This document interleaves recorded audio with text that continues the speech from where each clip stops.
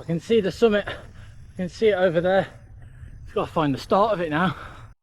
Here is the mecca of Welsh cycling, the Stwlan Dam. Lift your bike over the lock gate, walk around, then say hello to walkers, sheep and other fellow cyclists enjoying one of the most scenic climbs there is in the UK. And before you ask in the comments, yes, you are allowed to be here. It's only cars which aren't allowed up this road.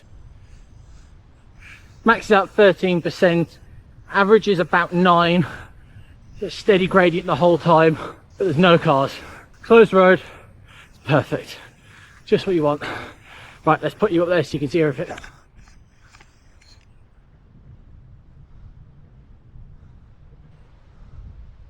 Definitely got the weather for it, make it look more beautiful than it already is. This was the second day of the school summer holidays in July and the temperature was a lovely tanning 25 degrees. This is absolutely stunning. This is like Great Dun Fell, closed road, no one on the road, just for you and your bike to enjoy. I love Great Dun Fell. Oh, look at that head. Absolutely stunning. There's like nothing there. Except rock, grass, and lots of height. The blue skies in the background.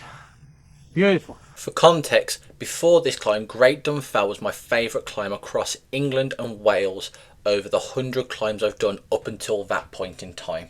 Everyone talks about the views at the top on the 12 switchbacks, but look at this view early on out to the large lake. It belongs on an art wall, it's that beautiful. Oh yeah. With the consistent gradient, I feel like my legs are now getting to a nice comfortable rhythm. 4th climb today this is. The legs are starting to tire. The previous 3 climbs I had done that day were Electric Mountain, Clamberis Pass and Nant Gwynant. I'm also going to race against the clock here.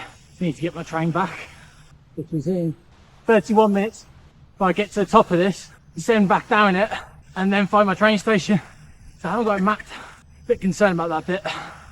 And the reason I was concerned is this train is once every 3 hours. And that train journey back to Birmingham is already long enough at 4.5 hours. I don't want to increase it to 7.5 hours with the wait. I'll show you at the end the descent back down and the rush to the train to see if I make it in time or not. Past the halfway point now. Less than halfway. Less than a mile. And this last 3/4 of a mile average 11.2% compared to the slightly easier first mile of 8.2%. Not exactly what you want when you are in a rush.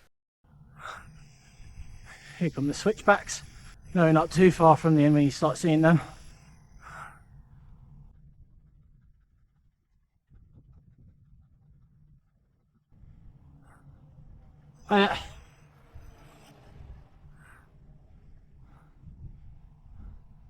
This is the first 4 switchbacks which are a bit more spaced out. Then there is a slight break before the final 8 switchbacks which are tightly compacted together and much steeper. Got 25 minutes to that train. I wish I wasn't in such a rush so I could properly stay around and enjoy around here. There's the summit around there. You'll be able to tell me what you think as we get closer, but I always think this looks like some kind of Star Wars fortress. Something which Luke Skywalker needs to use the Force to break through. This is proper character building now. I really want to put my foot down, have a breather, and have a look around. I can't stop. I've got to keep going. Go there, mate. Oh, what a climb, mate. Oh yeah, it's not a bad one, is it? First time? Yeah, Same? yeah. Where you come from for it? Bristol. You've got to love switchbacks like this, nice and high with no tree shelter so you can really take in the view. 1/3 of a mile left. Nearly there.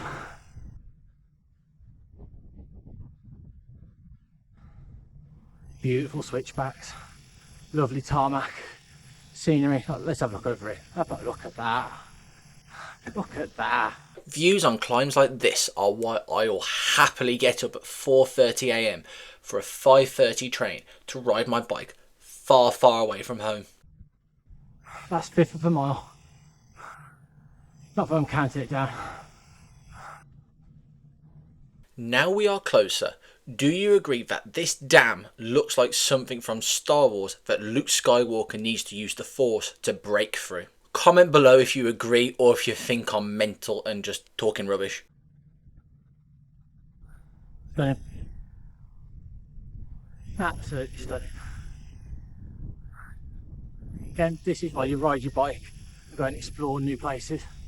Just 2 more switchbacks now before we see the reservoir behind the dam. Why do they always leave the steepest bit to the last bit? Nearly at the top now.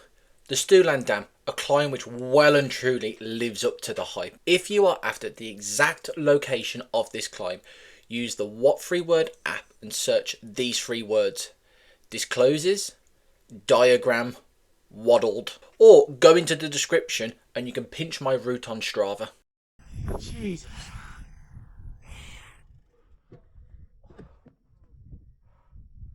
Oh, I'm a broken man. Got to double check that is the actual finish. Turns out I was just short, wasting valuable seconds in my race for the train as I've got another 50 metres to do through the open gate. Love your jersey. That's cool, that. There we are, finally at the top. Time for a quick selfie and then time to fly back down the hill to get to the station. So a race against time. You may have noticed watching most of my videos on this channel that I'm normally very chatty with the camera, but during this descent I never said a single word. I was fully focused on trying not to waste any time as every second counts now, as you will see shortly on my arrival at the station. If you would like to see the full version of this stunning descent, not sped up like it is here, I'll be uploading that full video in the next couple of days. Make sure to subscribe so you don't miss out on that video. The climb's descent is now done. Get the bike over the gate and then plot my route in the Komoot app to the station, eating into my time. It's 1.7 miles to the station. The Komoot app predicts it will take me 9 minutes and I have 8.5 minutes until the train departs. This is going to be very touch and go if I can make it in time or not. The first part of this race was downhill, but after that it was a VO2 max effort all the way to the station, which would hurt anyway, but considering I already had 64 miles in the legs with 7,400 feet worth of elevation, this was going to be agony, with no guarantee of success either. Hill, don't need that.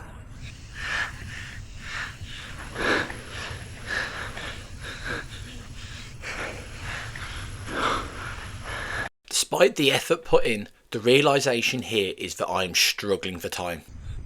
Ain't gonna make it. Unless absolutely everything goes my way, such as I don't hit any red lights or don't have to stop at any junctions. I reach this roundabout and see my first sign for the train station, but I'm praying now the train's late. Otherwise I'm screwed. here we are, pulling into the station for the moment of truth. Was the pain of that effort worth it, or do I have an extra 3 hours extended onto my journey home?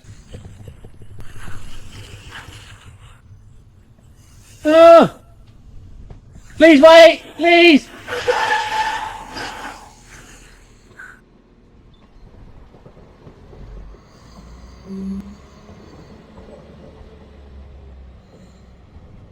Oh, 3 hours. Oh.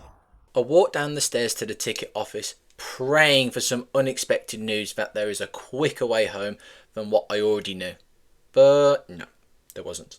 Can't believe I just missed that train. I literally arrived as it was leaving.